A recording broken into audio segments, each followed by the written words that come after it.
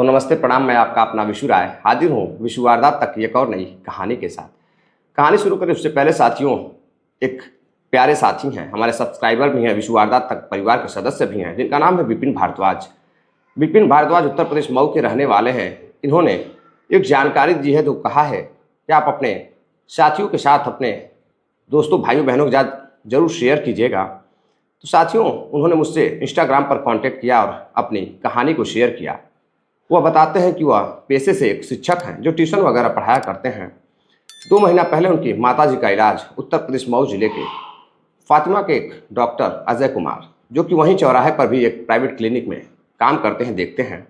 काफ़ी भीड़ वहाँ होती है, बड़े बड़े पोस्टर होर्डिंग लगे हुए हैं। अब उनके यहाँ उनकी माताजी की तबीयत खराब हो जाती है, जिन्हें शुगर और बीपी रहती है। 2 महीने से इलाज चल रहा था, बाद में पेट में दर्द होता है तो पता चलता है कि पथरी है। अब डॉक्टर अजय कुमार अल्ट्रासाउंड करवाते हैं तो फिर से पता चलता है कि पथरी नहीं है, इन्हें पेट में इन्फेक्शन हो चुका है। अब गलत दवाओं की वजह से सुधार नहीं हो रहा था। होली के दिन शाम को हालत ख़राब हो जाती है, उन्हें लेकर बड़े हॉस्पिटल जाते हैं तो वहाँ डॉक्टर किसी तरह से एडमिट करते हैं। करीब 10 दिनों तक उनका इलाज चलता है, लेकिन उनकी मौत हो जाती है। वहाँ के डॉक्टरों का कहना रहता है कि अगर इलाज सही तरीके से चला होता, सही डॉक्टर के पास इनका इलाज हुआ होता तो ऐसा नहीं होता। अब बेचारे पे पहाड़ टूट जाता है दुखों का। अब कुछ दिन सही रहता है, तब तक फिर एक पहाड़ टूटता है। उसकी एक स्टूडेंट जो उससे घर से मात्र 300 मीटर पे पुरानी तहसील की रहने वाली रहती है, 18 साल उम्र रहता है, उसे वह ट्यूशन पढ़ाया करता था। वह भी उसी अजय कुमार डॉक्टर के पास इलाज कराया करती थी और उसे लंग्स में इन्फेक्शन था। करीब 2 महीने इलाज चलता है, लेकिन लड़की की हालत में सुधार नहीं हो रहा था। अब कल रात में उसे BHU लेकर जाते हैं और BHU के डॉक्टर कहते हैं कि सही इलाज न हो पाने के कारण, गलत दवाओं की वजह से यह इन्फेक्शन और बढ़ चुका है। लड़की को बचा पाना मुश्किल है और आज ही सुबह उस लड़की की मृत्यु हो जाती है। अब वह लड़का दुखी होता है और कहता है कि प्लीज़ सर, आप लोगों से ये मेरी जानकारी ज़रूर शेयर करिएगा ताकि लोग उस डॉक्टर के पास न जाएं। और मेरे हिसाब से अगर 3 हफ्ते तक आप किसी भी डॉक्टर के पास, अच्छे डॉक्टर के पास इलाज करा रहे हैं, अगर मरीज के अंदर कोई सुधार नहीं दिख रहा है तो आप किसी बड़े हॉस्पिटल में, किसी अच्छे हॉस्पिटल में, किसी बेहतर डॉक्टर के पास इलाज कराएं ताकि आपके मरीज की भी जान बच सके। तो साथियों, आते हैं आज की कहानी पर। आज की कहानी बिहार पूर्णिया मधुबनी थाने से है। मधुबनी थाने के अंतर्गत एक क्षेत्र में एक इंजीनियर प्रदीप, जो हार्डवेयर की दुकान चलाता था, काफ़ी पढ़ा लिखा होने के बाद एक बेहतर घर बनवाता है। और जब बेहतर घर बनवाता है बड़ा सा, तो गाड़ियाँ लेता है। वहाँ 1-2 गाड़ियाँ उसके पास रहती हैं। उसके बाद अब घर बनवाने के बाद उसकी एक पत्नी उसके साथ रहती, 2 बच्चे भी रहते। तो वह सोचता है कि अब क्यों ना नौकर चाकर भी रखे जाए। पैसे भी अच्छा खासा था उसके पास, दुकान भी अच्छी खासी चल रही थी। अब वह एक नौकरानी और एक नौकर रखता है जो घर पर काम किया करते थे। अब नौकर नौकरानी हो जाते हैं तो वह सोचता है कि क्यों ना, बड़ा सा घर है, घर पर रहता नहीं है तो कैमरे लगवाए जाए। अब घर पर कैमरा लगवाता है। कैमरा लगता है और पत्नी प्रदीप से कहती है कि प्रदीप, ये कैमरे की क्या ज़रूरत है। वह कहता है यह लोग आएंगे जाएंगे उसकी निगरानी के लिए है, कौन आ रहा है कौन जा रहा है, कम से कम इतना तो पता चलेगा। आजकल चोर उचक्के बहुत घूम रहे हैं। पत्नी कहती है कि नहीं, यह कैमरा लगाना सही नहीं है, लोगों की प्राइवेसी के खिलाफ है। लेकिन प्रदीप उसकी बातों को ध्यान नहीं देता है। अब अपने काम पर ध्यान देने लगता है। रोज़ाना सुबह 9 बजे वह अपने दुकान पर जाता और शाम को घर आता। सब कुछ सही चल रहा था, लेकिन कुछ दिनों बाद एक उसके घर की नौकरानी सुबह जब काम करने के लिए आती है तो घर के अंदर जैसे ही दाखिल होती है, वह देखती है कि सीढ़ियों के नीचे प्रदीप गिरा हुआ है। उसके सर पर चोट के निशान है, शरीर से खून बह रहे हैं। और पास में बैठकर पत्नी, जिसका नाम सीतम रहता है, वह रो रही है, चिल्ला रही है। अब उसे जाकर नौकरानी चुप कराती है और कहती है कि मैडम, आखिर ऐसा क्या हो गया, किसने मारा। तो वह बताती है कि साहब सीढ़ियों से गिर गए हैं और उनकी मौत हो चुकी है, इनकी हालत बेहद ख़राब है, अब यह लग रहा है इस दुनिया में नहीं है। अब नौकरानी दौड़कर आसपास के लोगों को बुलाती है।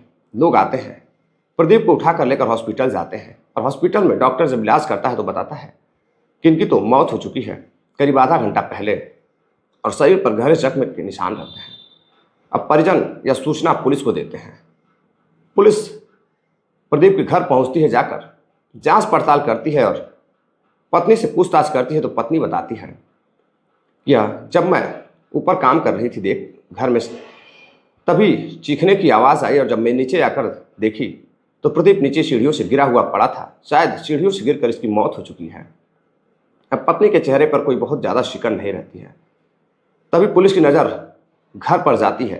घर के आसपास पुलिस छानबीन करती है तो देखती है कि घर पर चारों तरफ कैमरे के सॉकेट तो हैं, वायरिंग तो हुई है, लेकिन कैमरे नहीं हैं। अब बड़ी दुविधा में पुलिस पड़ जाती है कि इतना बड़ा घर, गाड़ी घोड़े और कैमरे गायब हैं। अब पुलिस नौकरानी से पूछताछ करती है तो नौकरानी कहती है, साहब मैं जब आई तो मैम बैठकर रो रही थी और साहब की हालत ख़राब थी और मैंने लोगों को बताया। अब पुलिस उससे पूछताछ में ले जाकर साइड में पूछताछ करती कहती है कि आखिर कातिल कौन हो सकता है, किसने ऐसा किया होगा, या फिर इनकी किसी ने हत्या की है, या फिर सही में सीढ़ियों से गिरकर इनकी मौत हुई है। तभी एक परिजन रहते हैं उनके, सच्चिदानंद उनके मामा, वो अभी आ जाते हैं और कहते हैं कि साहब मुझे शक है कि इसका कत्ल किया गया है। घर में कैमरे लगे थे, कुछ ही दिनों पहले कैमरे तोड़ दिए गए थे। अब पुलिस नौकरानी जो सबसे पहले आती है उससे पूछताछ करती है। पुलिस पूछती है कि ऐसा है कि कोई ऐसी बात हो जो तुम छुपा रही हो, तुम बताना चाहती हो तो तुम उससे खुलकर बता सकती हो, तुम्हें कुछ भी नहीं होगा। अब नौकरानी बताती है कि साहब जब मैं आई तो एक व्यक्ति यहाँ से भागता हुआ दिखा और मैडम अचेत व्यवस्था में रो रही थी, लेकिन वह व्यक्ति कौन था उसे मैं पहचान नहीं पाई, उसके चेहरे पर मास्क था। अब पुलिस को शक हो जाता है और जो पुलिस का शक होता है वह यकीन में बदल जाता है कि कहीं ना कहीं मामला कत्ल का है, वह व्यक्ति कातिल ही था, कोई और नहीं। तो साथियों, इस कहानी को जानने के लिए चलते हैं आज से कुछ साल पीछे। दरअसल बिहार के पूर्णिया का रहने वाला प्रदीप बीटेक, एमटेक और काफ़ी अच्छी पढ़ाई किया था, काफ़ी अच्छा इंजीनियर रहता है। अपनी पढ़ाई के दम पर वह उत्तर प्रदेश कोल इंडिया में उसका सिलेक्शन हो जाता है, यानी कि सरकारी नौकरी मिल जाती है, सरकारी इंजीनियर बन जाता है।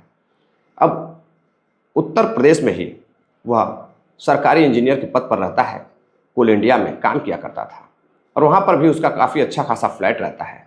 वहाँ अपने पत्नी और बच्चों के साथ रहता था। अब वहाँ एक दिन वह देखता है कि उसके घर में उसके पत्नी के साथ एक व्यक्ति बेडरूम शेयर कर रहा है। वह जब घर पर पहुंचता है तो उसे घर के अंदर से, बेडरूम के अंदर से एक व्यक्ति बाहर जाता हुआ नौकर दिखाई देता है। अब उसे कुछ शक होता है तो अपनी पत्नी से पूछताछ करता है तो पत्नी कहती है, नहीं ऐसे ही कुछ काम था तो मैंने उसे बुलाया था। लेकिन धीरे धीरे समय बीतता गया, दोनों काफ़ी खुश थे, परिवार काफ़ी अच्छा था। अब कोल इंडिया में काम कर प्रदीप ने काफ़ी अच्छे पैसे कमाए। लेकिन एक दिन फिर जब वह घर आता है, अब सुबह घर जाता था तो शाम को, सरकारी नौकरी रहती है, एक टाइम फिक्स था। अब इस बीच उसकी पत्नी नौकर के साथ बेड शेयर करती थी, रूम शेयर करती थी और जैसे ही पति के आने का समय होता था उसका नौकर वहाँ से चला जाता था। अब कुछ दिन समय बीतता गया। अब एक के बाद एक कई बार प्रदीप ने देखा कि उसकी पत्नी का नौकर के साथ संबंध है और वो पत्नी के साथ झगड़ा करने लगता है और पत्नी मानने को तैयार नहीं होती है। पत्नी कभी माफ़ी मांग के काम चला लेती तो कभी कुछ बोल के काम चला लेती, लेकिन सुधरने का नाम नहीं लेती। अब उसकी पत्नी चरित्र जो है पत्नी का काफ़ी गलत दिशा में जा रहा था। अब इस पर वह सोचता है कि दो छोटे छोटे बच्चे हैं, इन पर क्या माँ का छाया जाएगा, यह बच्चों की क्या सेवा करेगी। और यहाँ वह है, इतना पैसा कमा रहा है, अगर पैसा सही दिशा में नहीं लगेगा तो फिर क्या मतलब है। और उससे पैसे कमाने का क्या मतलब कि जब घर में बीवी ही सुरक्षित ना हो, परिवार ही सही से न चल रहा हो। वो नौकरी को छोड़ देता है।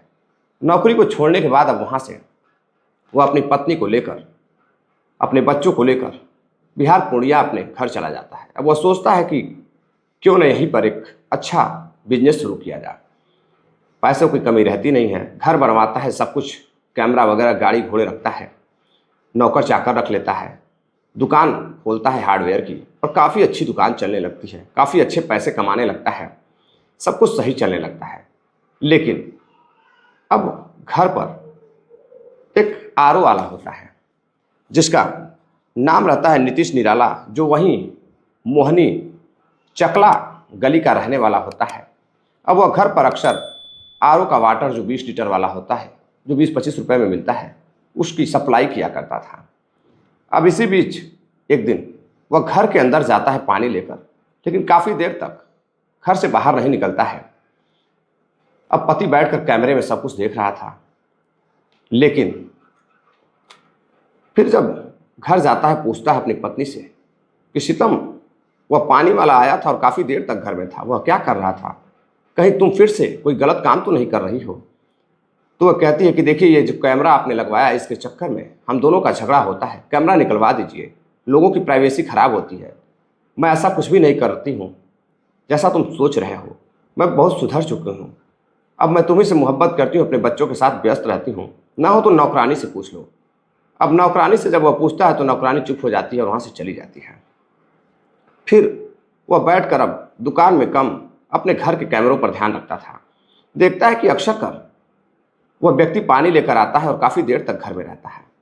अब एक दिन जब वह घर पर जाता है तो घर के बगल में एक दुकान रहती है। दुकान के पास जाता है तो दुकान वाले भी कहते हैं कि साहब, आपके घर जब वह पानी वाला आता है तो कई घंटों तक घर में न जाने क्या करता है और काफ़ी देर तक वह पानी न देकर घर पर ही पड़ा रहता है, और जब आपके आने का समय होता है उससे पहले ही वह वहाँ से चला जाता है। अब प्रदीप को शक होता है। अब एक दिन अपने दुकान न जाकर वह कहीं छुप जाता है। अचानक से जाकर घर देखता है तो उसकी पत्नी बेडरूम में उस नौकर के साथ जो पानी देता था उसके साथ अव्यवस्थित अवस्था में रहती है। अब वह देख लेता है और देखने के बाद दोनों में झगड़ा होता है और नौकर वहाँ से फरार हो जाता है। अब इधर प्रदीप परेशान रहता है कि आखिर वह क्या करे। फिर से पत्नी माफ़ी वगैरह मांगती है और मांगकर काम चला लेती है। कहती है, आप आज लास्ट है, आज के बाद मैं किसी से नहीं मिलूंगी। कस्में वगैरह खाती है, लेकिन इधर प्रदीप परेशान रहता है। अब एक शाम जब वह घर जाता है, यानी कि इसी साल 2024 अप्रैल में जब वह घर जाता है दुकान से, काफ़ी परेशान रहता है। कुछ दवाएं खाता है और घर में जाकर लेट जाता है, पत्नी से बात भी नहीं करता है। और तभी जब सुबह होती है तो वह सीढ़ियों से नीचे गिरा हुआ मिलता है। पत्नी जोर जोर से चीखें मार रही थी। ऐसा लग रहा था कि पत्नी के ऊपर काफ़ी बड़ा दुख आ गया है। अब वहाँ तभी नौकरानी पहुँचती और देखती है कि कमरे से कोई भागता हुआ दिख रहा है जिसके ऊपर मास्क है। जब नौकरानी अंदर जाती है तो देखती है काफ़ी खून के छींटे आसपास बिखरे हुए हैं, शरीर से खून बह रहा है। वो भी चिल्लाने लगती है। लोग, आसपास के लोग आते हैं। उसके मामा को फ़ोन किया जाता है, सचिदानंद भी आते हैं। बॉडी को हॉस्पिटल भेजा जाता है, लेकिन तब तक प्रदीप की मौत हो चुकी थी। पोस्टमार्टम रिपोर्ट आती है तो पता चलता है कि उसका गला दबाया गया था, गला दबाकर हत्या की गई थी। किसी भारी चीज़ से उसके ऊपर वार किया गया था, जैसे हथौड़े वगैरह हों। अब पुलिस उसकी पत्नी को गिरफ्तार कर उससे पूछताछ करती है। पूछताछ में वह बताती है कि एक व्यक्ति जो भागने वाला था उसका नाम नीतीश निराला रहता है। वह रोजाना घर पर पानी देने आता था और उससे उसका प्रेम संबंध था। करीब 6 महीनों से दोनों एक दूसरे को मोहब्बत करते थे, प्रेम करते थे और दोनों छुप छुप कर एक दूसरे के साथ मिलते थे। अब इसकी जानकारी नौकरानी को भी लग चुकी थी, लेकिन नौकरानी मालिक से डर से कभी कुछ बोलती नहीं थी। इसी बीच एक दिन प्रदीप ने दोनों को अचेत अवस्था में देख लिया था, नाजायज संबंध बनाते हुए देख लिया था बेडरूम में। तो अपनी पत्नी से झगड़ा करने लगा है। तभी उसकी शीतम को लगता है, पत्नी को, कि अब तो पति सारे रात जान चुका है और यह कैमरा जो है उसके बीच संबंधों में, प्रेम संबंधों में अड़चन बन रहा है। तो उस रात वह कैमरे को तोड़ देती है ताकि पुलिस को कोई सबूत हाथ नहीं लगेगा और मामला दब जाएगा। लेकिन जब उसके मामा भी मुंह खोलते हैं तो बताते हैं कि इससे पहले इसने उत्तर प्रदेश में कोल इंडिया में जब प्रदीप काम करता था तो वहाँ पे साथ रहती थी, तो भी नौकरों के साथ संबंध था। इसीलिए उसने वहाँ से नौकरी छोड़कर अपने परिवार को संभालने के लिए परिवार को लेकर यहाँ चला आया ताकि उसकी पत्नी सुधर जाएगी। लेकिन पत्नी चरित्रहीन निकली और यह बार बार नौकरों के साथ शारीरिक संबंध बनाया करती थी। एक बार तो प्रदीप परेशान होकर कोल इंडिया में जब काम कर रहा था उसी समय आत्महत्या करने की कोशिश भी की थी, लेकिन लोगों के समझाने पर वह मान गया था। वह काफ़ी परेशान रहता था। मौत से 2 दिन पहले वो अपने मामा से बात किया था और बताया था कि इसका पानी देने वाले नौकर के साथ भी संबंध है, अब मैं क्या करूं? तो उसके मामा कहते हैं उसे तलाक दे दो, छोड़ दो। तो वह कहता है छोटे छोटे बच्चे हैं, उनकी ज़िंदगी खराब हो जाएगी, काश कि यह सुधर जाती है। प्रदीप उसे सुधारने की कोशिश कर रहा था, उससे बातचीत कर रहा था, लेकिन सीतम को लगता है कि नहीं, जो खुशी नौकर दे सकता है वह पति नहीं दे सकता है, और नौकर के साथ वह नाजायज संबंधों में बनी रही और अपने ही पति को मौत के घाट उतार दिया। तो साथियों, ये थी आज की पूरी कहानी।